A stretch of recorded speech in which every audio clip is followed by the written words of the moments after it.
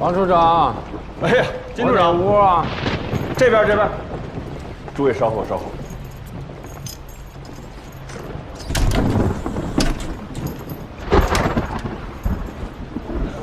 金处长，条件简陋点，多担待。牢房而已，何必处长？秦处长，这话可就寒心了啊！大佐不是说了吗？老鬼只存在于你5人当中的1位，其他的呢，都是同僚朋友，不过是审查嘛。白天就当是上班了，接受大佐的审查；晚上下了班，全当度假。金处长，您就带个头吧，啊，早一点把老鬼给抓出来，咱们就平安无事，皆大欢喜了。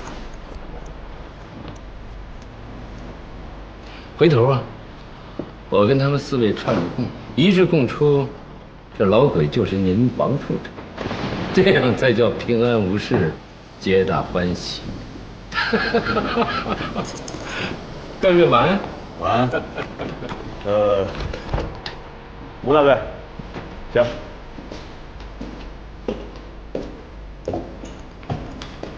李科长，您是这间。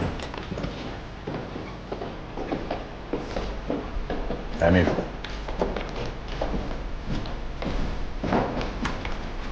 行。谢谢。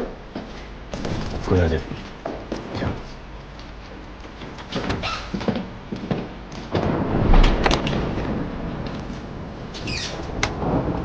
顾小姐，行，这是你的房间，龙川大佐专门为你选的。叫顾上尉。是，顾上尉。啊，这间房子原来是前虎一的2太太住的，奇怪的是，没人见过你，只知道她比前司令小20几岁，还是留过洋的女学生，才貌双全。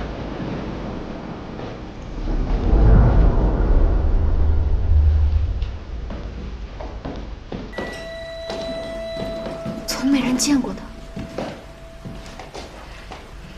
小毛，别管刚才龙川大佐跟你说了些什么啊，不用害怕，一切都有我呢，咱们是自己人。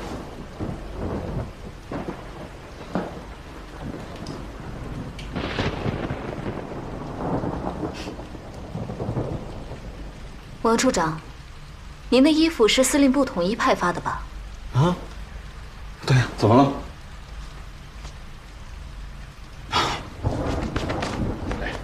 刚才不是收拾房间来着吗？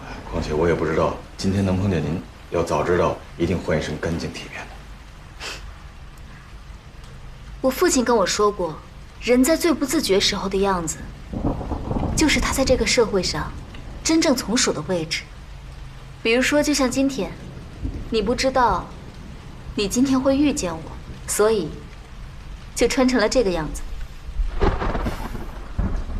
可是你又为什么会觉得顾明章的女儿进了裘庄，就要靠你王处长的庇护啊？顾小姐，你是顾传王的女儿，从小吃穿用度都是最好的，这是你的体面。我这个特务处处长的体面就是好好办差。不早了，早点休息吧。都说这个裘庄闹鬼，不过这房间肯定没有，我已经好好查过了。晚安。站住！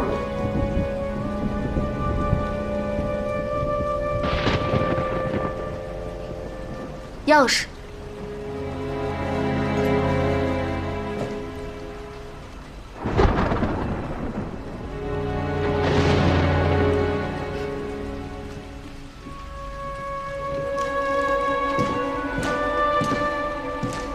顾少，钥匙只有一把，好好保管。放着吧，谢谢。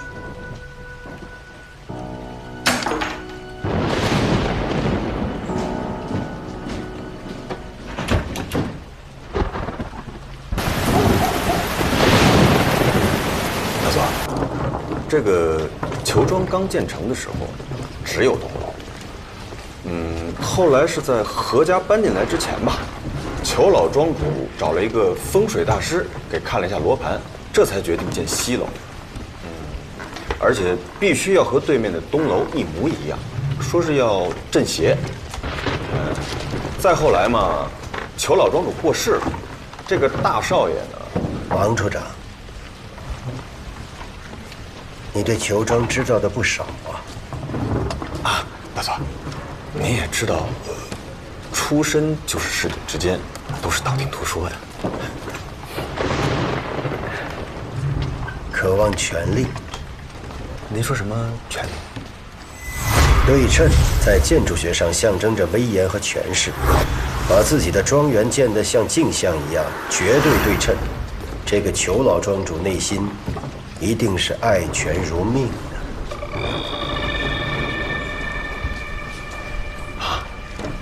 爱权不知道，爱钱是一定的。深藏巨才，爱权好势，却突然死于非命。你说这裘庄主到底什么出身？啊，大佐，这个还真没听说过。反正这个人挺神秘的。神秘。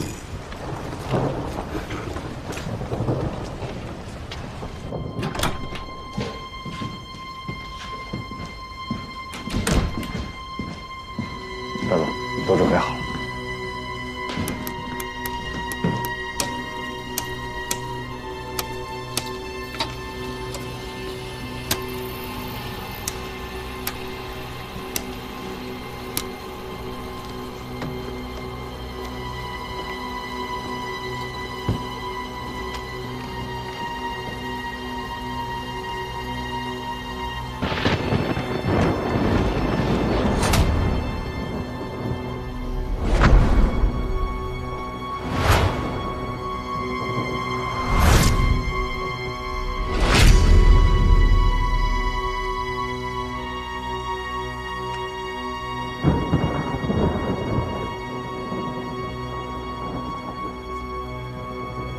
这么昂贵的雪茄，随时拿出来抽一支，太奢侈了吧？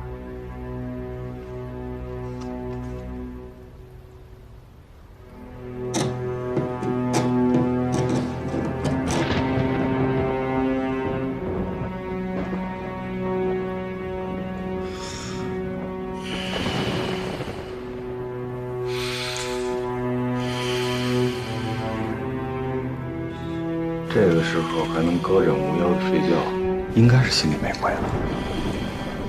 那可未必。别忘了古人曹操梦中杀人的故事。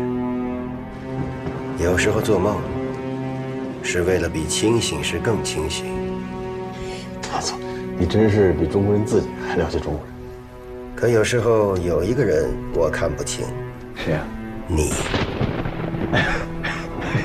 大佐，你别说笑。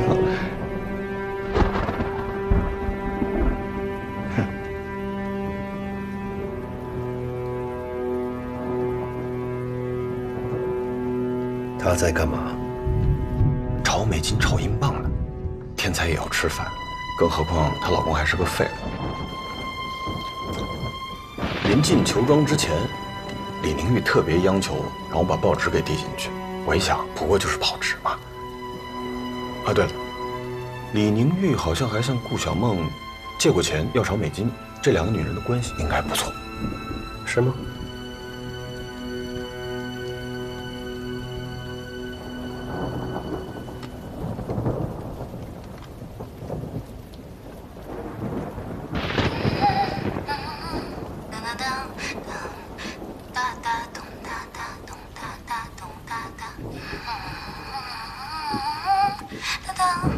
春之声，顾上尉哼唱的是《春之声》舞曲，就是森田死那天晚上给他们伴舞的曲子。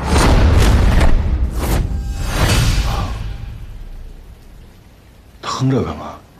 太晦气了。哼。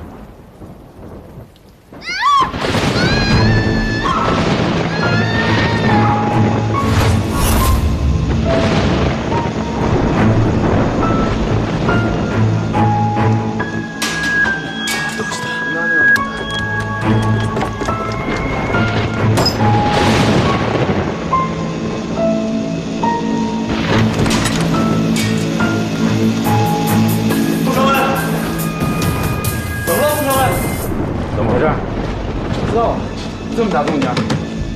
郭小猫，上来！郭小猫，上来怎么了？出什么事了？开门呐！别拧了，一定是锁着呢。郭小猫，上来！上来！我撞门了！发生什么事了？撞门了！怎么回事？郭小姐，郭小姐！郭小姐！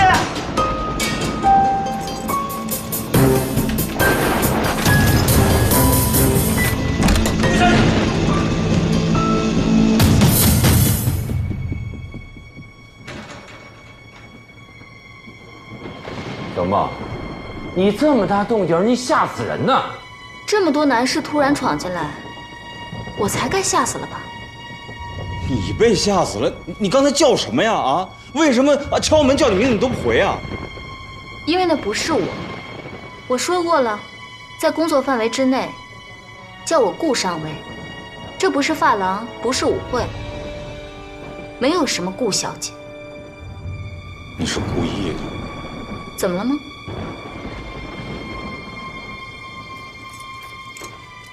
哦，对了，这球庄居然有老鼠。哪儿呢？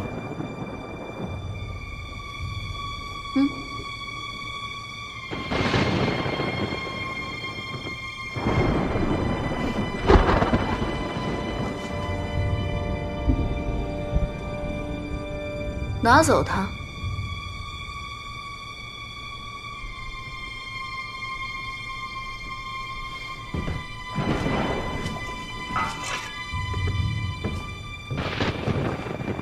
站住！把备用钥匙留下来。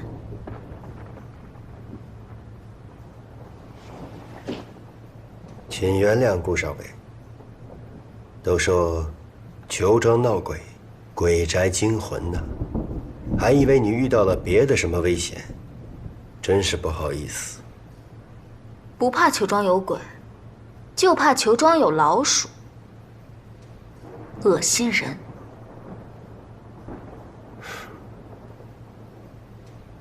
给他们。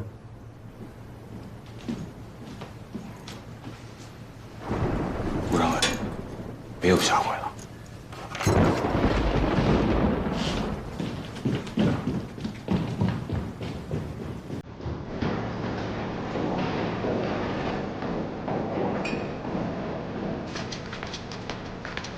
失职，确实是属下失职。大佐，真是想不到啊，二太太的房间怎么可能会出现只老鼠呢？这个顾小梦啊，是顾传王的千金，从小娇生惯养的，洗澡时候冒出只大老鼠，可不是吓得鬼哭狼嚎的吗？娇生惯养的独生千金，怎么会在自己洗澡的时候愉快地哼唱着对她来说是死亡之舞的曲子呢？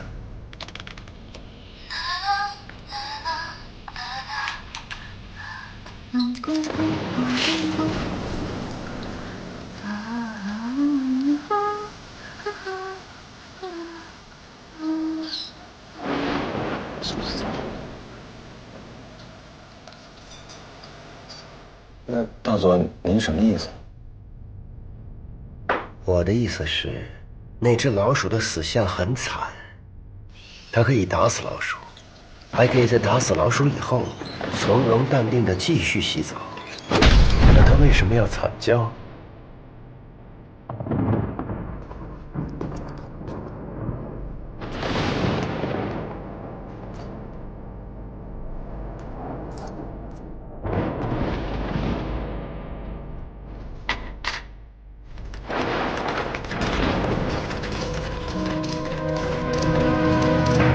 重兵把守，还装腔作势的还什么钥匙？至少这钥匙在自己手里，就不会成为第二个钱虎义。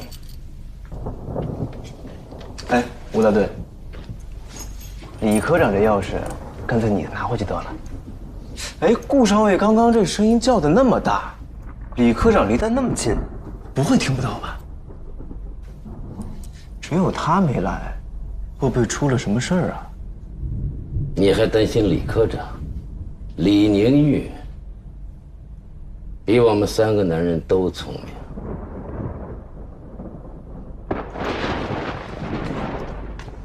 金处长，您这是什么意思啊？李宁玉为什么不肯出来？你们还真以为裘庄捉鬼和上次密码船上一样，京城团结，相互掩护，5个人都能活着走出去？哼！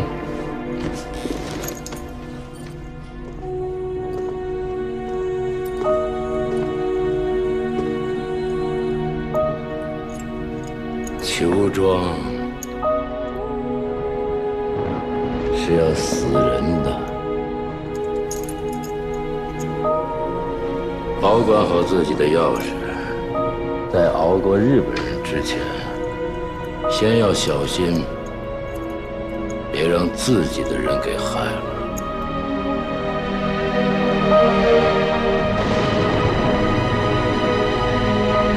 大佐，您是说他是故意这么干的？他这么做是要把我们引过去，这样告诉大家我们在所有房间都装了窃听设备，而且换了门锁，留下了备用钥匙。我相信从今天开始，那些机器再也让我们听不到什么有价值的声音了。大佐，您不会现在已经怀疑顾小梦就是老鬼了吧？我怀疑所有人。不应该呀，顾小梦是顾传王的独生千金，大资本家的后代，这不正是共党斗争的对象吗？顾小梦是顾传王的独生千金，那是大家这么说。如果她不是呢？间谍的履历都是编造过的，那就更不可能了。能进剿总司令部的哪一个不是粗筛子筛过了，细筛子再过一遍？这根本做不了假。是吗？那刘中队呢？明天把所有关于他们的档案资料交给我，只要是经过编造的履历，都会有漏洞。灯关了不意味着能睡着，即使他们睡了，今夜也将是他们最后一个能安睡的夜晚。别以为这里是密码船，是你们的机要处，只要咬紧牙关就可以有惊无险。金处长，为什么还要伪造密电？只有一条路，把京城间谍的罪名都推给李宁玉。我要制定一个新的计划，才能再次逃出升天。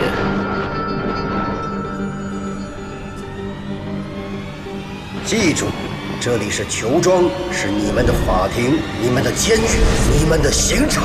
不要抱任何幻想能够活着离开这里。明知道我只会杀人，趁着点本事能够救你出去。我要活着，只有活着才能送他出去。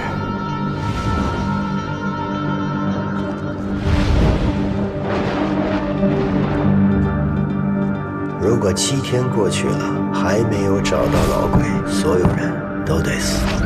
他们4个人什么做不出来呀？有鬼啊！借刀杀人，斩草除根。我要守住那个秘密，守住裘庄那只鬼。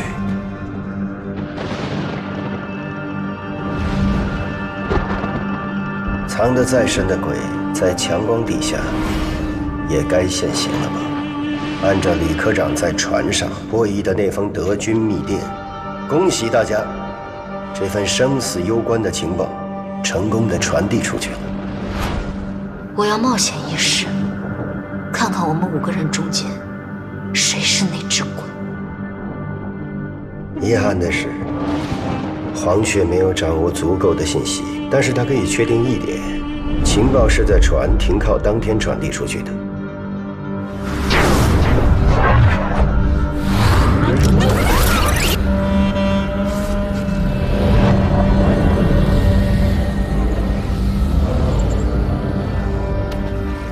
螳螂捕蝉，黄雀在后，情报是传递出去了，但传递情报的人被我方的黄雀嗅到了风声，所以你们这条情报线暴露了。而李科长，你身上的疑点最明显。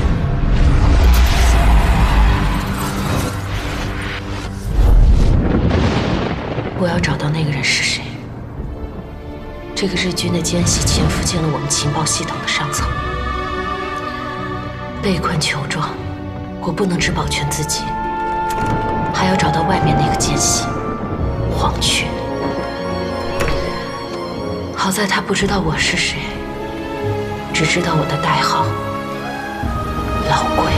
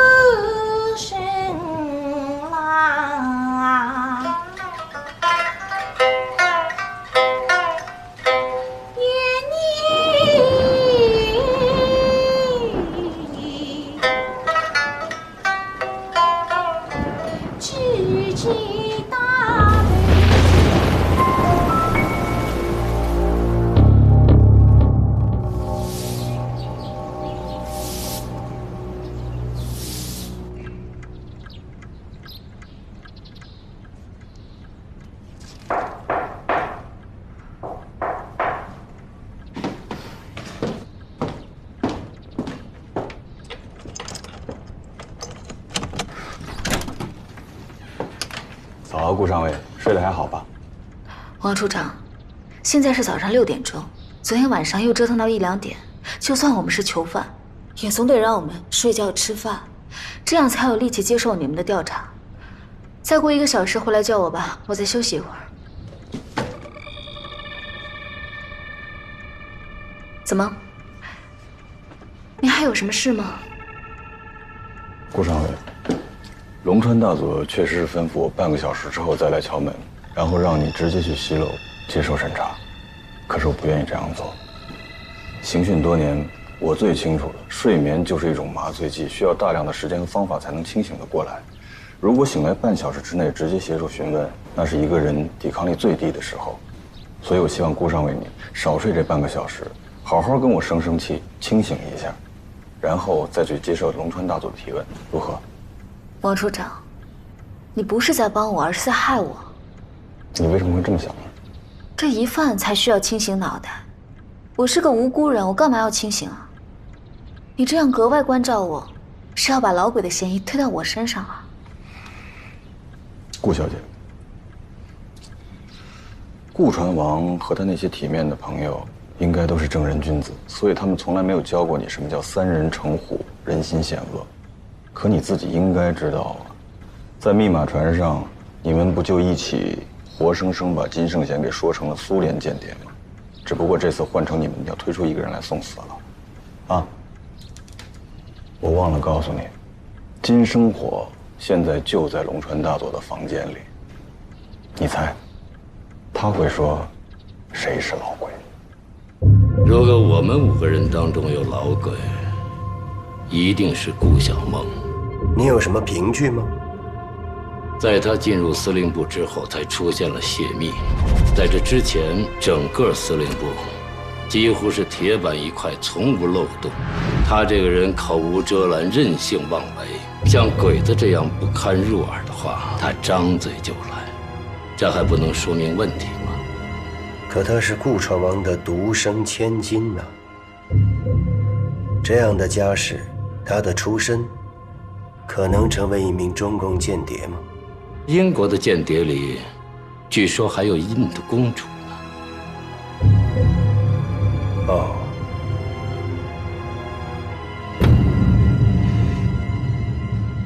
金生活，他金处长是军统的老人了，可是忽然莫名其妙的投了诚，缩进了一间小小的司令部里面去当什么机要处的处长，这未免太不合乎情理了吧？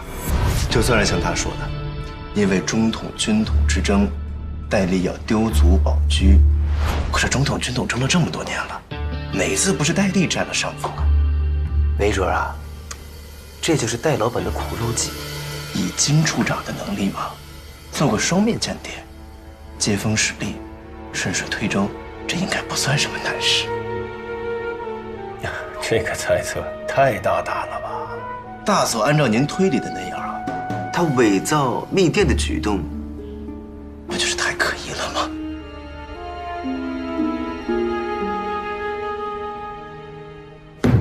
白小年，就他一个人？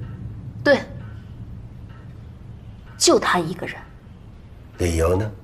他可以凭闻到女人头发上的香味，就知道她头一天晚上见了什么人，和这个人什么关系。所以，不管他什么时候上船，知不知道密电内容，他总是有本事能打听出来。那天晚上，就是最后一顿晚餐，我们所有人都喝了不少，可唯独这白秘书很清醒，是太清醒，到处谈笑风生。最奇怪的是，还问这守卫和救生艇在什么地方。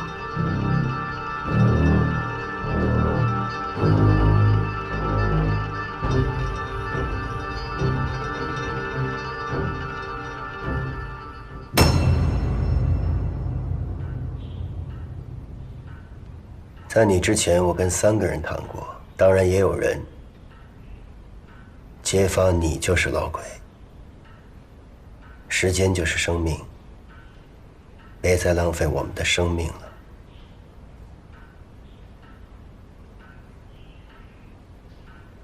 有人揭发我，我相信，但我确实不知道谁是老鬼。就算被揭发、被诬陷，都不能昧着良心随便把人推出来啊。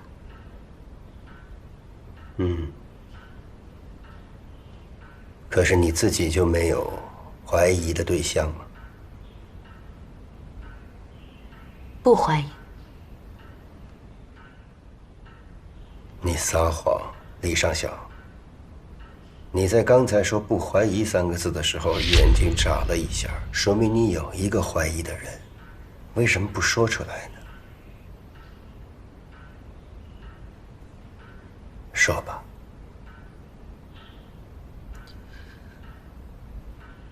吴志国，他有可疑的地方。我不说，是因为他不太可能是老鬼。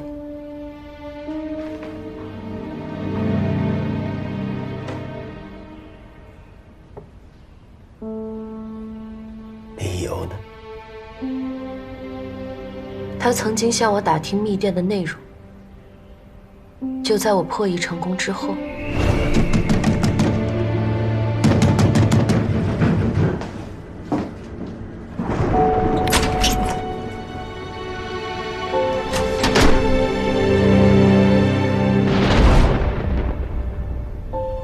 他向你打听密电内容这件事，有什么人能证明吗？没有人能够证明。他是自己一个人来的，就在我的仓房里。那你又凭什么断定他不会是老鬼呢？吴大队长一路升到这个位置，都是靠人命堆出来的。只要抵抗日本人的，他都杀。这里头一定少不了中共的人命。请问大佐，有这样的中共特务吗？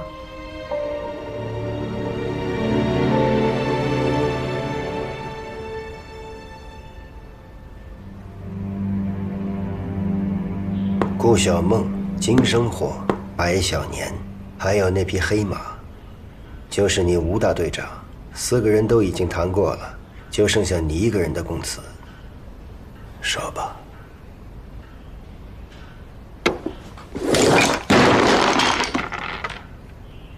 你敢陷害我，我弄死你！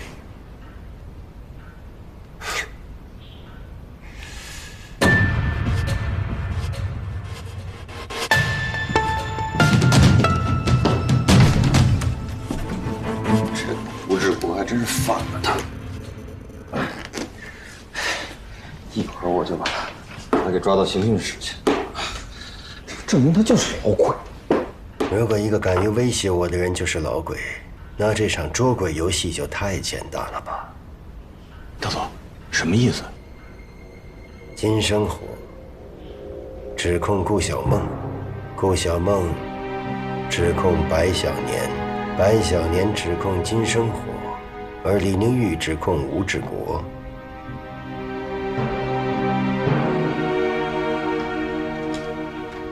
呀，只有李宁玉没关系，这不咬上罗圈架了吗？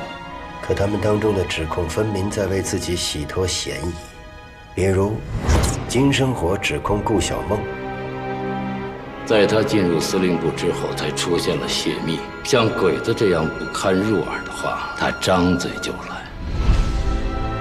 捕风捉影，毫无根据。一个戴笠一手培养起来的间谍捕手，如果他怀疑一个人，必定是一剑封喉，怎么会说出如此轻描淡写的分析？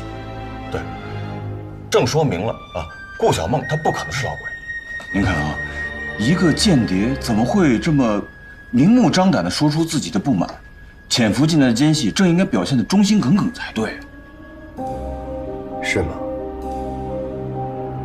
依我看，没有人比王处长更像这个内鬼了吧？大佐，这话可不能开玩笑吧？生死攸关，我从不开玩笑。我倒真的希望王处长身上没有隐藏什么秘密。绝对没有。赌咒发誓的话就不要再说了，不要浪费我的时间和生命。让我们再来看看这个白小年吧。白小年指控金生火，用的理由恰恰是我昨晚指出的伪造密电。大佐按照您推理的那样，他伪造密电的举动，不就是太可疑了吗？也就是说，白小年比金生火更值得怀疑。金生火的怀疑基本可以解除了。虽说他抽雪茄串供非常可疑，但多半是为了自保。伪造密电恰恰证明他不是内奸，一个真正的老鬼。他一定希望李宁玉破译出密电，而不是拿一个假电文来帮他过关。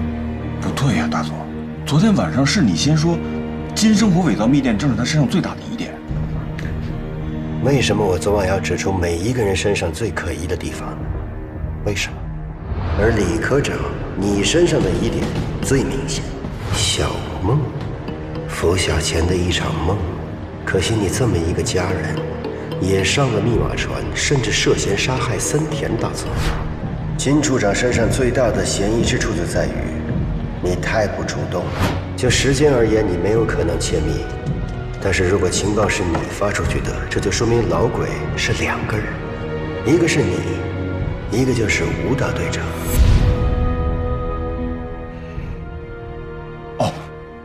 大佐，你是想让他们互相猜疑？所以，我的指控是真是假，合理与否都不重要，重要的是我要破坏掉他们每一个人的安全感，摧毁他们5个人的信任联盟。既然是无中生有的指控，心中没鬼之人自然不会反驳，而那些利用我的指控急于推出一个老鬼的人才最可疑。也就是说，最值得怀疑的是白小年。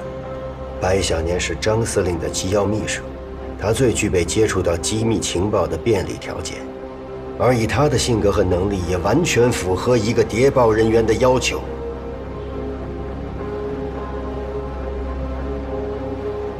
可是李宁玉对吴志国的指控也很有意思。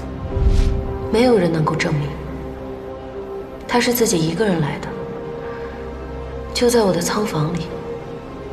一个没有任何证人来证明的逻辑，却无懈可击。我们该相信谁呢？大佐，那干脆我直接把吴志国、白小年带进刑讯室。不，镣铐鼻鞭，往往是卑微者最低劣的刑讯手段。我希望看到他们自己跳上刑架，把他们今天说过的话都放出风去。虽然我相信多多少少，他们也都知道一些了。是。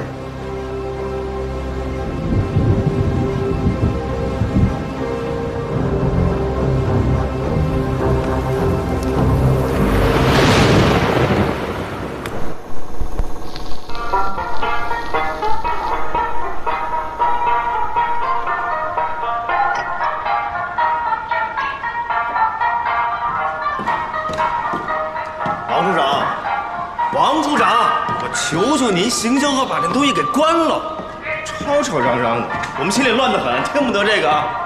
白秘书是西洋歌剧听多了，不知道中国人的耳朵是听什么长大的。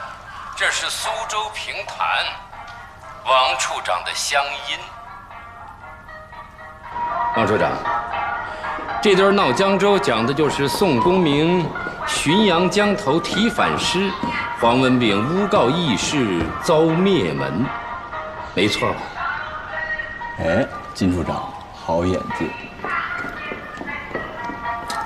金处长的耳朵八面得风，哪一头的风声都能听得懂，就像听得懂诬告宋江一样。我就听不懂什么叫诬告，谁又是宋江？反诗就是反诗，怕什么诬告？金处长，只怕您倒是想灭门，也没有黑李逵这样的好汉劫法场吧？我说的没错啊，吴大队。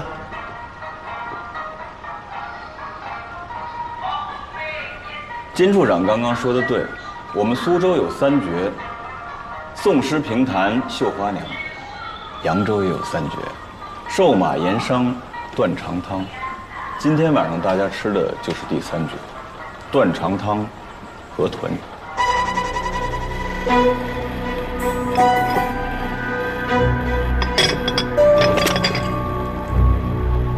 看来王处长今儿晚上是不想给我们活路了，是吧？俗话说得好，拼死吃河豚呢。这刀都架到脖梗子上了，那就痛快点儿，有冤的报冤，有仇的报仇。白秘书，你是张司令身边的大红人，我对你可是一向敬重有加呀。可没想到，机要秘书，保密的白日鼠不当，非要当着告密的黄文炳，是吗？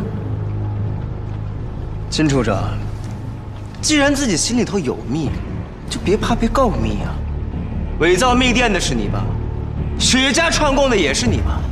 自己脑袋后头长反骨，想当宋江，那就别怕过公堂上法场啊！放屁！串什么供啊？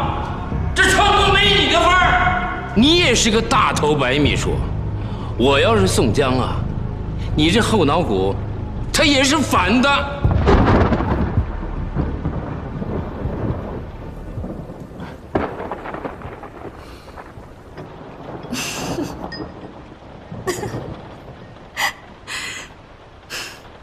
顾省委，我这话有这么好笑吗？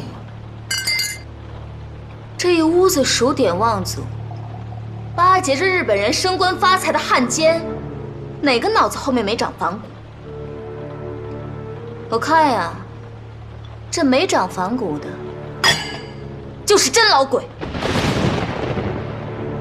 金处长，怎么办呀？我又骂皇军了。你再向那个不阴不阳的龙川肥原告我呀！白秘书有句话说的不错，提了反诗，就别怕告密。姓金的，你不是最会整人吗？我告诉你，等我出了这囚庄，你敢让我把谁弄死你？我死了，你更别想活。这话也就顾上尉敢说得出来。爹比皇军亲，投胎比投靠要紧。我这种出身可就没办法了。想要活命，那只能靠四处交际，打探风声。哪像顾千金呀，顾大小姐，一个人在楼上，照样有人早半个钟点敲门，关照得很啊。是个男人就把话说清楚，当了汉奸还不算，还学会捕风捉影、造谣生事了是吧？玉洁，你别拦着我，再忍着，我们非要被这几个没种的男人给害死。好。在这个屋子里，谁不是捕风捉影，谁不是造谣生事？金处长咬了你顾上尉，你顾少爷咬了我白小年啊！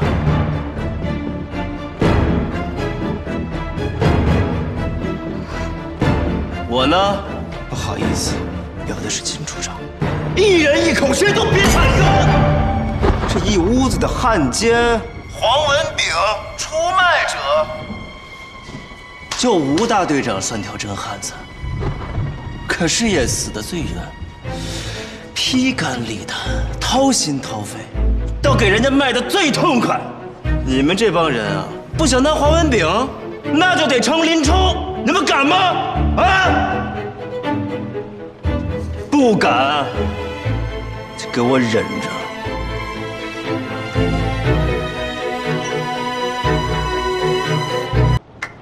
这一屋子的汉奸、黄文炳、出卖者，就吴大队长算条真汉子。可是也死得最冤，到给人家卖的最痛快。你们这帮人啊，不想当黄文炳，那就得成林冲。你们敢吗？啊！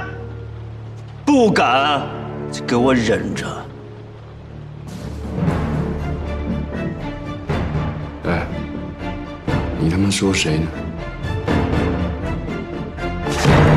他们说谁呢你？住手！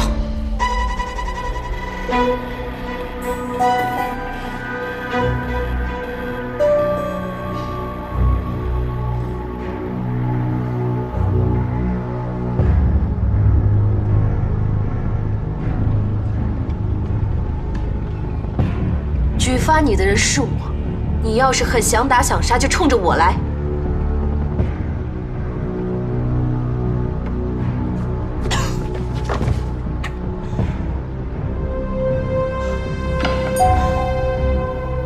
我的命就在这里，要动手就别拖了。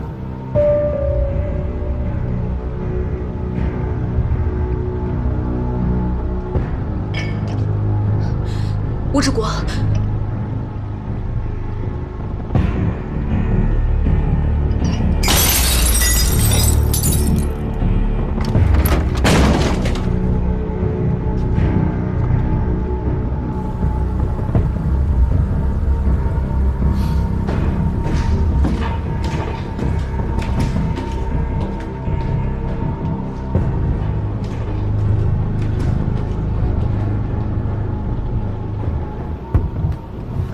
玉姐，我们走。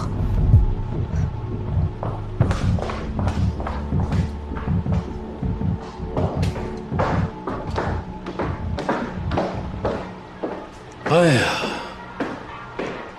可惜了了，白瞎了这扬州三绝。王处长，能给点夜宵吗？这年纪大了，胃空，夜里会闹心。金处长，放心吧。点心一会儿就送到。谢王处长。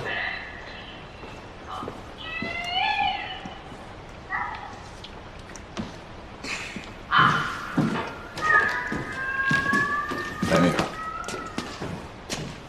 这夜里多加小心。多谢王处长提醒，我今夜一定锁好。哎，对了，王处长。不会有第3把钥匙了吧？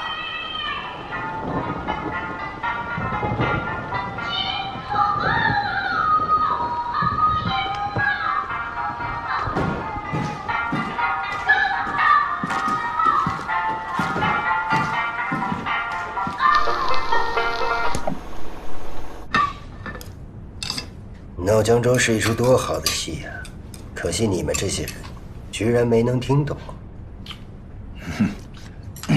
大佐，您分析的太对了，那个白小年确实嫌疑最大，一晚上就属他最闹腾了，先惹金生火，然后骂顾小梦，到最后连吴志国那个杀星他都了不。这明显啊是心虚则乱，要我说他是故意把水给搅浑了，嫌疑他起码占8成。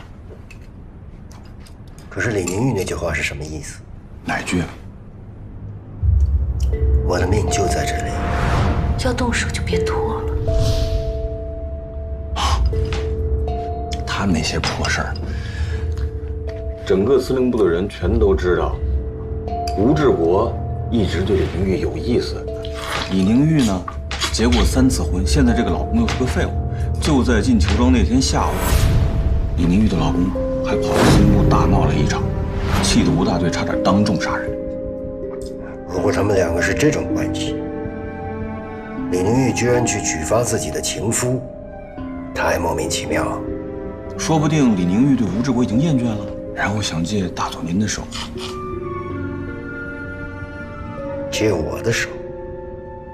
你要这么说，那李宁玉可是天下最狠心的那种女人吧？算了，赶紧吃吧。我有种预感，今夜会有一场好戏。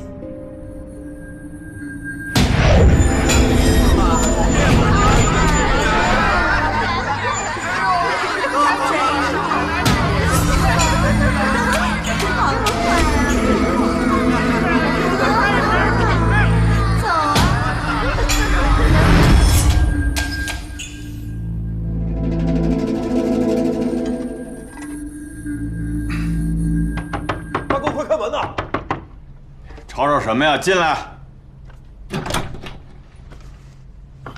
大哥，出事了！什么事儿？吴志国闯到李宁玉房间去了。真假的？啊！吴志国，你给我出去！玉姐，吴志国，你开门呐！你冤我不怨你。你什么时候向你打探过地点？是个男人。你什么时候向你打探过情报内容？李科长，怎么办？快开门呐！李科长，吴志国，你开门！你过来！哎，吴志国，吴志国，我你这开门！开门！吴志国，你想对我干什么？他进去多久了？一直没出来吗？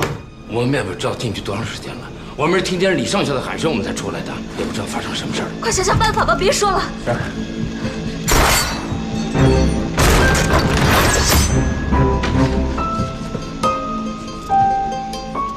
吴大队，你冷静啊！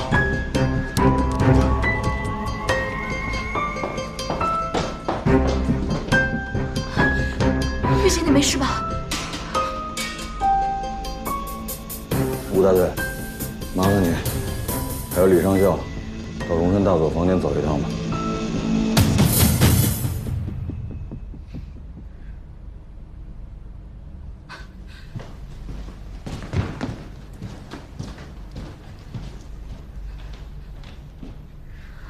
没事了。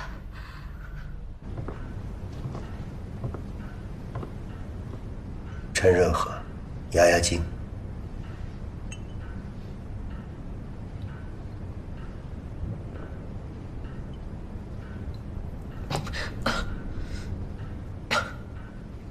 吴大队长，李上校一介女流，你深夜闯入闺房，把人家吓成这个样子，不太合适吧？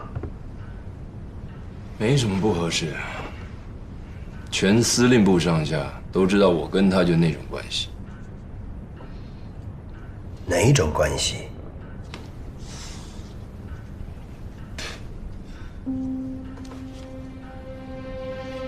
他的资料档案你看过了吧？还没有，我更愿意听吴大队长生动的讲述。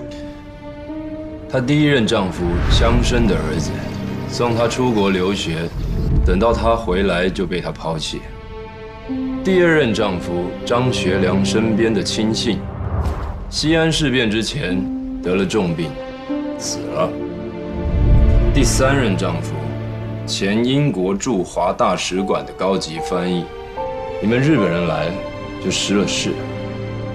现在轮到我，该我死了吧？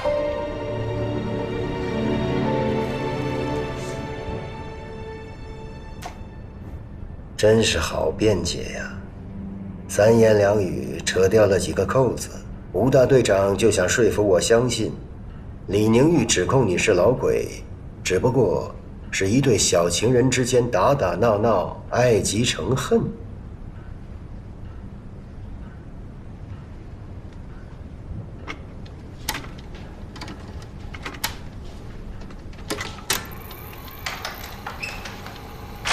这东西让我最喜欢的地方就是，没人听的时候，它也会录音。你怎么能进来？你干什么？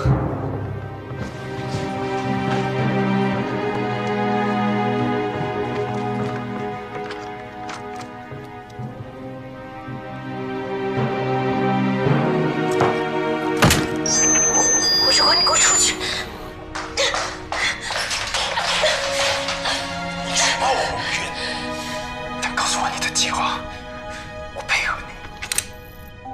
没想到还留下一只窃听器。吴大队长，下次打扫房间可得彻底点儿。我没有任何计划。你向我打听情报内容，我觉得可以，就报告给龙川大佐。可我也说了，你杀了太多人，绝对不可能是老鬼。我什么时候向你打探密电？我什么时候向你打探过情报内容？为什么你对我也要说谎？你很清楚，撒谎的人不是我。所以你要我死换你活？我这样对你，你不杀金生，我不杀白小女，你杀我！李上校，你太狠心了。就因为我知道你杀了森田，所以你举报我。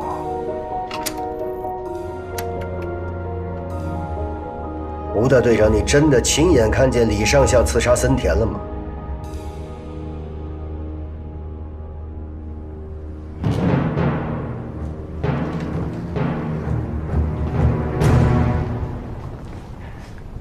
没错，我是说过，我只追查谁是老鬼，不追究森田的死亡。但如果刺杀者是李上校，那情况就不同了。他刺杀森田在前，构陷你灭口在后，最有可能，他就是老鬼。吴大队长，这是你洗脱自己嫌疑最好的机会，说吧。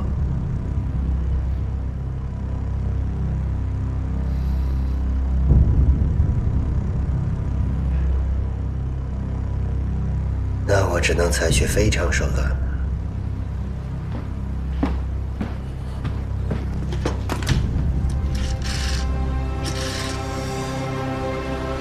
请王处长过来一趟。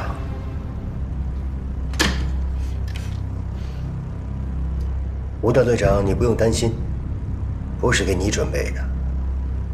刑架铁鞭对女人更有效。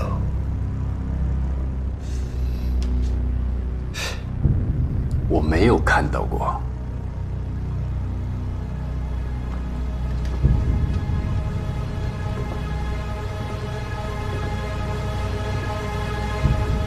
那你为什么要说谎呢？难道当你明知道只有李宁玉能听见你讲话时，你也会说谎吗？他要报复我，他要杀了我，最好的办法当然是把我诬告成老鬼。如果他真的看到我刺杀森田大佐，为什么在一开始不肯向大佐您坦白？所有人都知道他对我有非分之心，如果捏住我那么大的把柄，为什么不逼我就范？可见他根本是在捏造谎言，就是为了报复我对他的指控。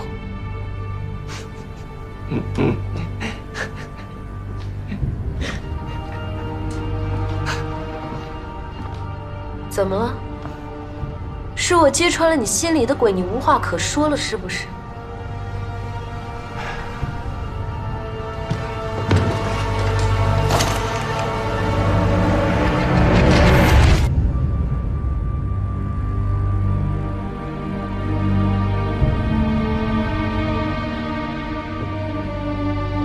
吴大队长，李上校要是死了，你可就再也没有洗脱自己嫌疑的机会了。这一枪，你该打。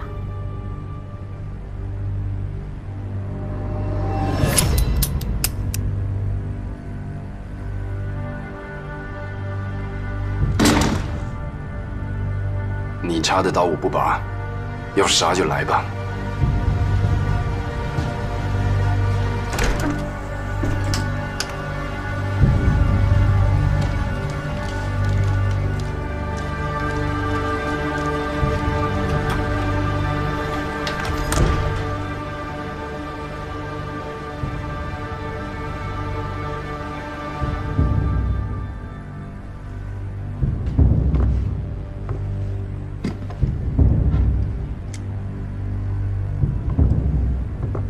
李上校，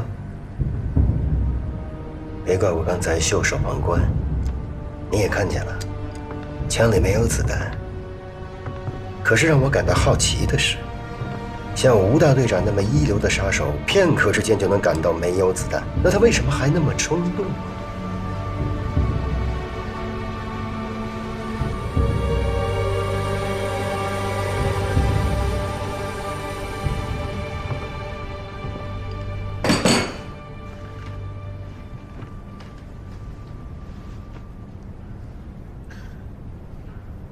中国有句古话：“吊臂终不回首望，狼心似铁冷如冰。”好了，现在大佐可以带我去审讯室，查清森田大佐之死是否跟我有关了。不必了，我相信李上校没有刺杀森田。据说，当时李上校的右手受了伤。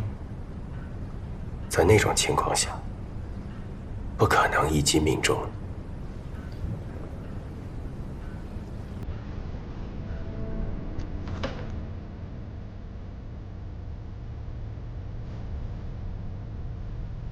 刀伤，放血疗法，医学家说是中世纪的迷信，但是很奇怪，每次我的哮喘发作都很有效。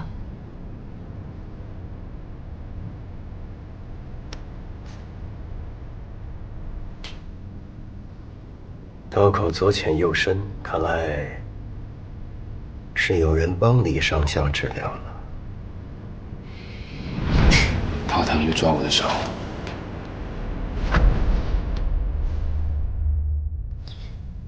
以前发作的时候，都是他。李上校，你是密码天才。你知道，人心若是恩尼格玛，那温情就是突破口。啊，大佐的心房，应该就是无法破解的死密吧？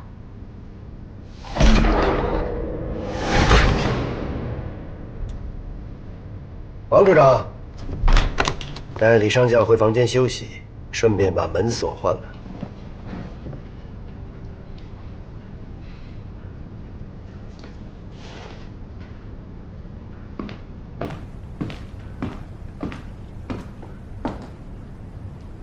我依然相信，吴志国不会是老鬼，他今晚的做法，只是出于他的本性。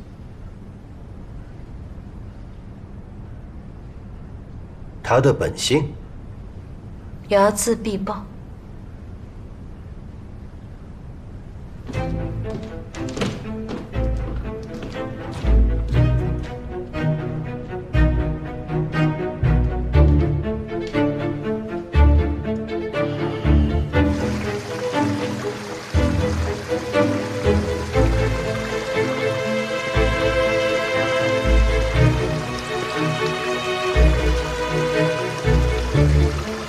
李上校，怎么了？这食人鱼真的会吃人吗？不知道，反正我没见过鱼吃人。但人一定会吃人。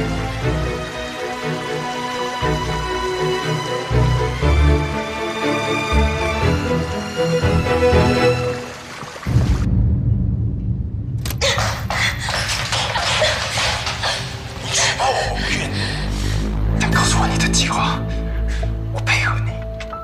我没有任何计划。你向我打听情报内容，我觉得可以，就报告给龙川大佐。可我也说了，你杀了太多人，绝对不可能是老鬼。我什么时候向他打探密电？我什么时候向你打探过情报内容？为什么你对我也要说谎？进来。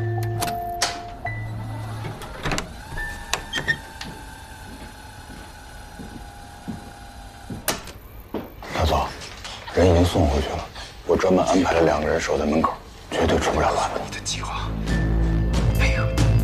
我没有任何计划。你向我打听情报内容，我觉得可以，就报告给龙川大佐。可我也说了，你杀了太多人，绝对不可能是老鬼。这个吴志国肯定就是老鬼。打探过情报内容。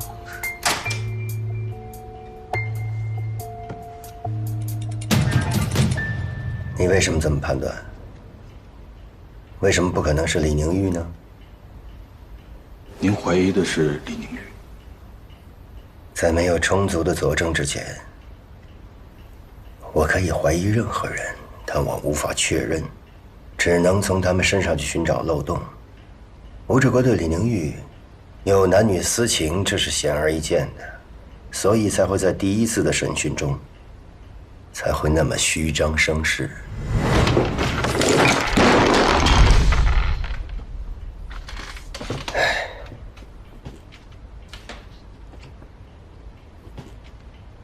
他的真实目的就是为了激怒我。你敢陷害我，我弄死你！好让我把所有的注意力都集中在他身上，掩护李宁玉。一个中共的高级间谍不会如此任由自己的私人情感胡来，从这点上来说，他不像老鬼。如果按照大佐您的推测，吴志国深爱着李宁玉，那他又怎么会泄露李宁玉的秘密呢？难道说他真的自以为已经彻底毁掉了房间里所有的窃听设备，这才放心大胆地吐露真言吗？你不这样认为吗？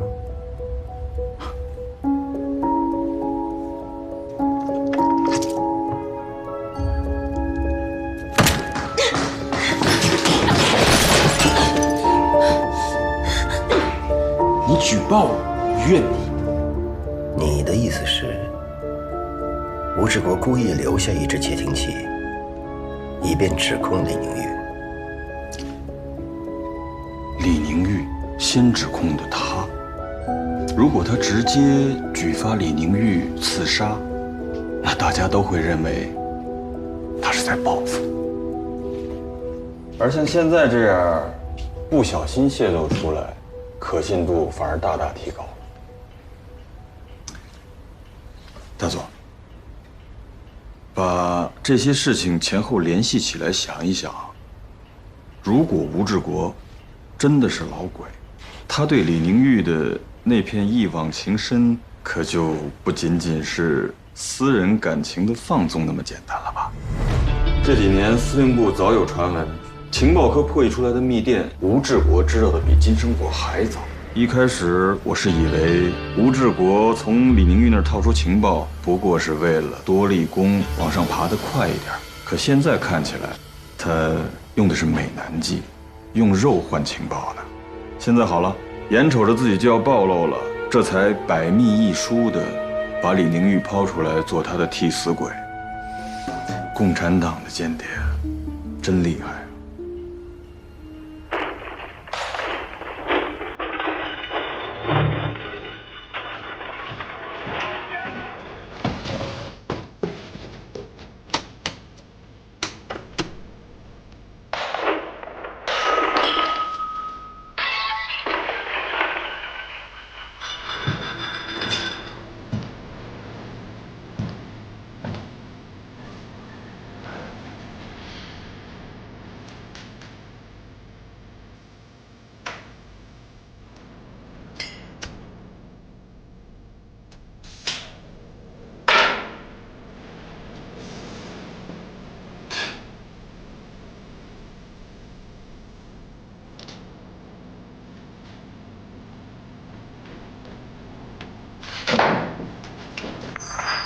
你从那声音里听到了什么？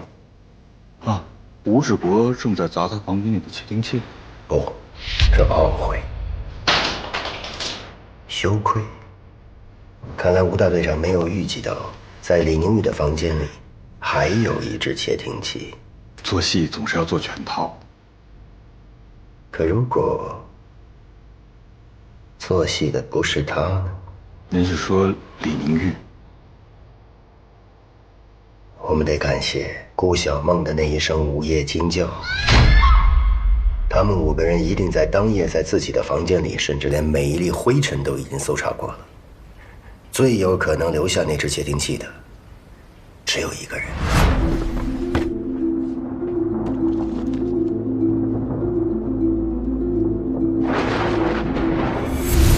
李宁玉故意安排的窃听器，可是他怎么可能估计得到吴志国进屋之后都会说些什么呢？好像现在一样自暴其短。那李宁玉也太蠢了吧！放血疗法，在自己的血管上先来上一刀，放出毒血，想要救回一条命。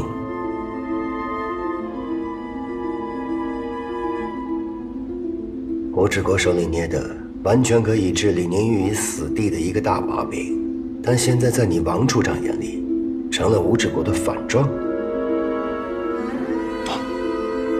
大佐，如果反过来想想，李宁玉确实有一个大把柄捏在吴志国的手里，那他怎么胆敢在你的面前一口咬死吴志国？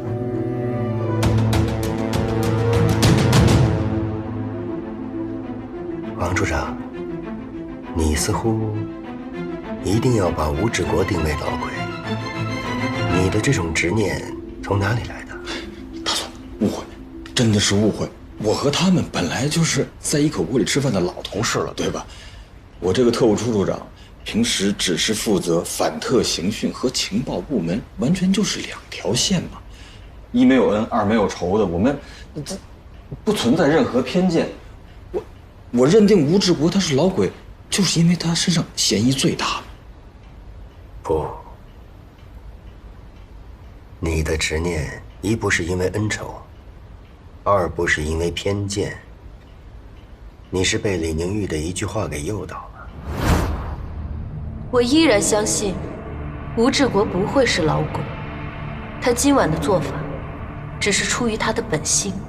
他的本性？睚眦必报。李宁玉的那句话，吴志国有仇必报，让你开始担心了。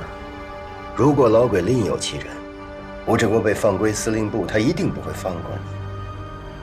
从那一刻起，你就开始接受了李宁玉的心理暗示，收集所有对吴志国不利的痕迹和证据，并且建立了一套逻辑推理，一定要把吴志国定为老鬼。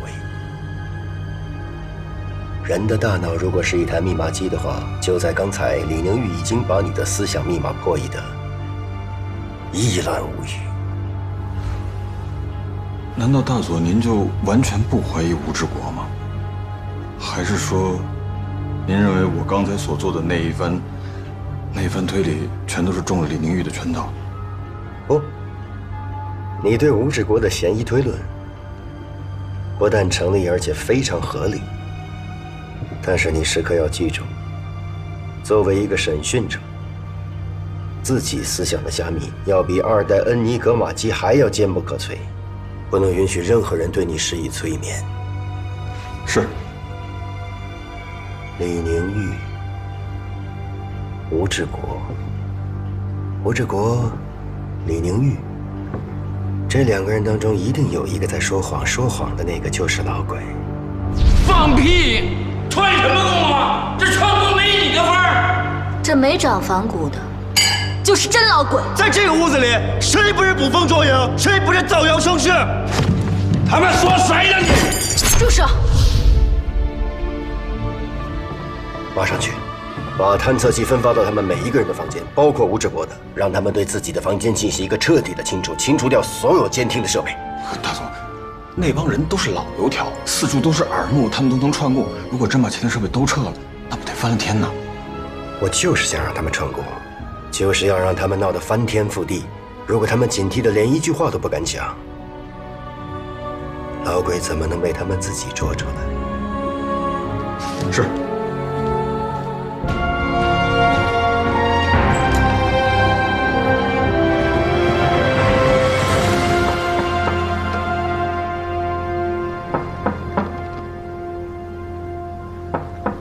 郭上尉，怎么？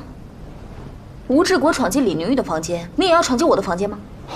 误会，正因为吴大队生闯了李宁玉的闺房，怕你觉得不安全，所以送点东西来。这是干嘛？窃听器探测仪，大佐说了，这样大家都安心。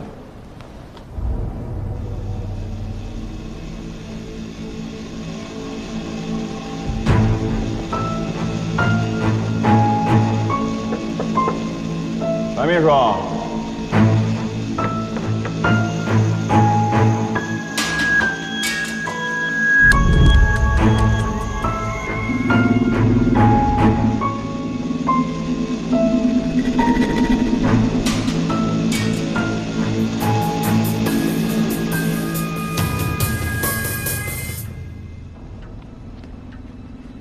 掩耳盗铃，虚张声势啊！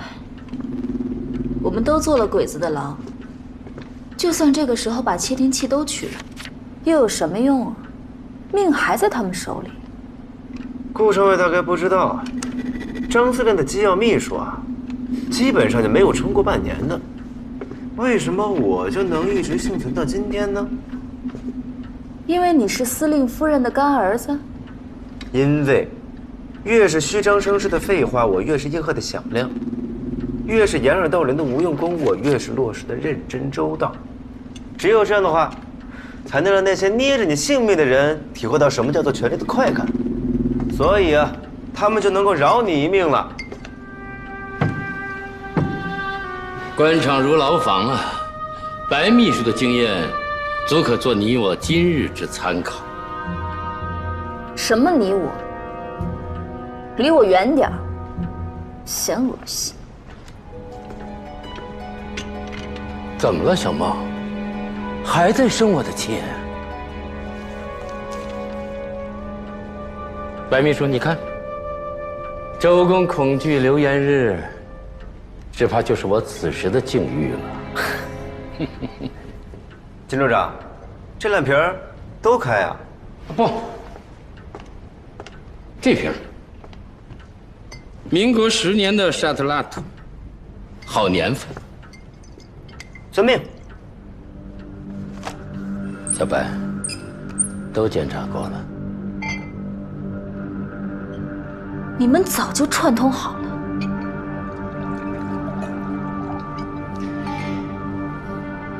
龙川这种1对1的审问，在军统那边有个特殊的称呼，叫魔鬼投票。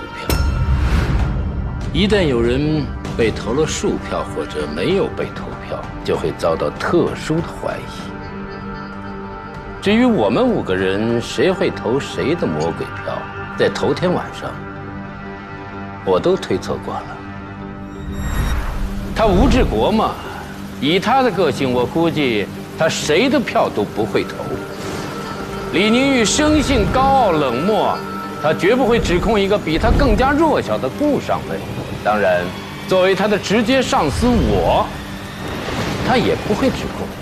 如果他指控了我，就说明他长期以来对我的内奸行为毫无察觉，这对于他来说是个极大的耻辱。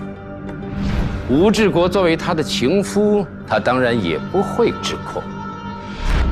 这剩下的只有你白秘书了。至于顾上尉，他任性散漫，这感情动得比脑子快，人动得比情势急。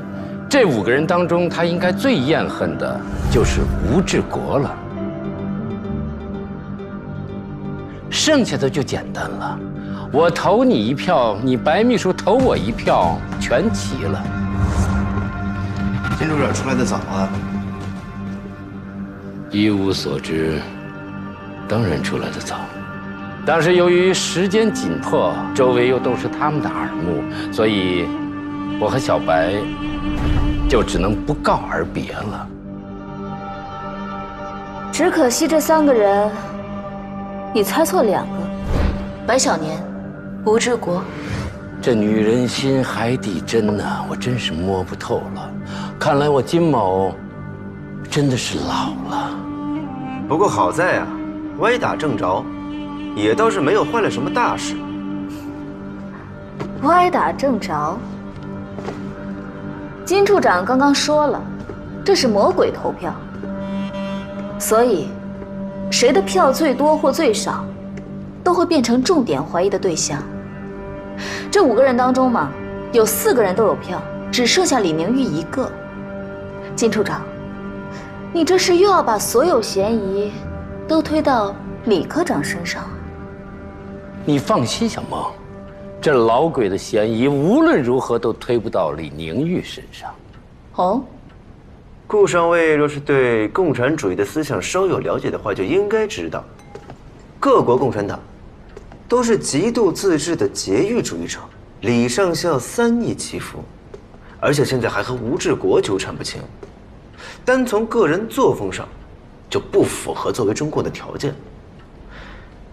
更何况啊，李上校呢，他的父母都是死于共产党之手。只要稍稍查查他的履历，就都应该知道，他这个人呢，绝对不可能是共产党。 5个人的档案都在这儿了，刚从鸡鸣寺调出来的。知道我为什么要让你调阅这些人的档案吗？应该是想从档案里找出老鬼的破绽吧。王处长，你对中统、军统这样严密的组织内部的结构和运作一无所知吧？哈，属下本来就是草莽出身，自然是不知道。 间谍需要身份，所以每一个间谍系统都有一个赋予间谍身份的组织。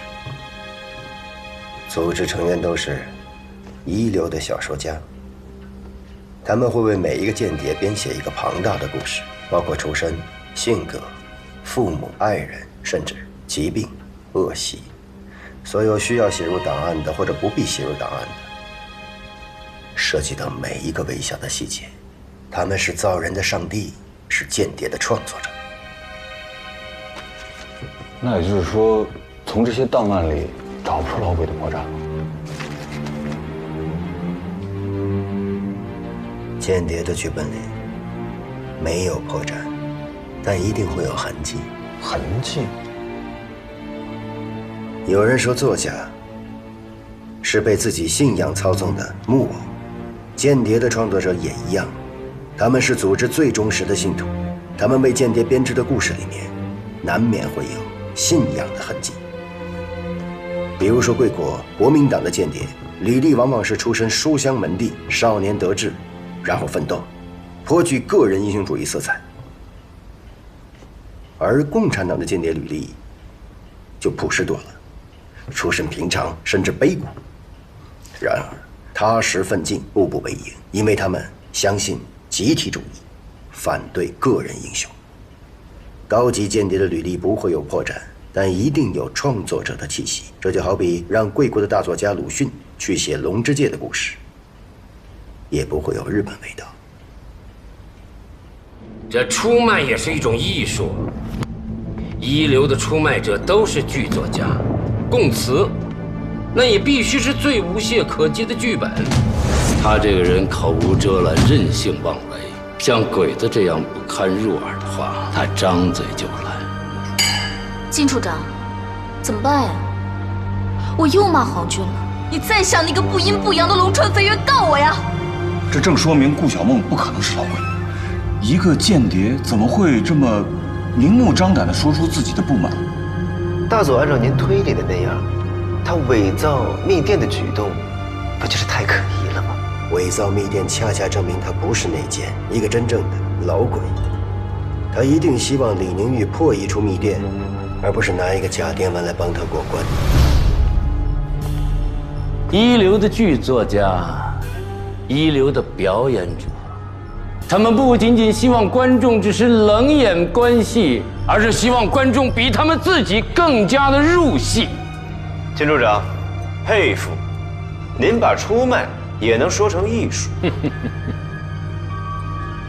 小梦，端起你的酒杯，为我们平安度过第一关，干一杯。当然了，我还有话要对你跟白秘书说。我不听，也知道您金处长要说什么。您救了我一命，这情分。 我领了。至于我父亲怎么还您和白秘书的这份情，我就不太知道了。小梦，你这话说的太难听了。眼下，我们虽然过了这一关，但后边兴许还有9981难要过，才能侥幸离开裘庄。你说这话是不是早了点儿？金处长，那您说一说我们的下一难是什么？这我不知道，但我只清楚一点：既然龙川肥原让我们亲手拔掉了他的监听器，这就说明他对魔鬼投票已经毫无兴趣，完全失望。如果在我们中间再捉不出老鬼，这后边恐怕就得死人了。